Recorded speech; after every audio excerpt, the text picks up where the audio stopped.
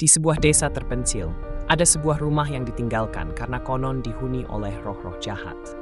Seorang pemuda bernama Arif, yang dikenal sebagai pemberani, memutuskan untuk menghabiskan malam di rumah itu untuk membuktikan bahwa cerita-cerita itu hanya mitos.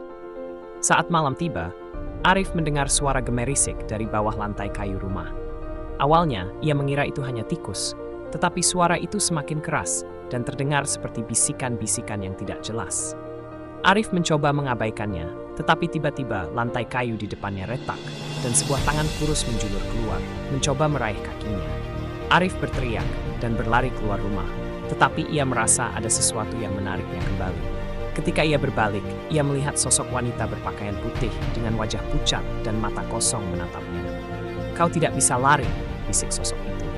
Arif terjatuh dan kehilangan kesadaran. Keesokan harinya, penduduk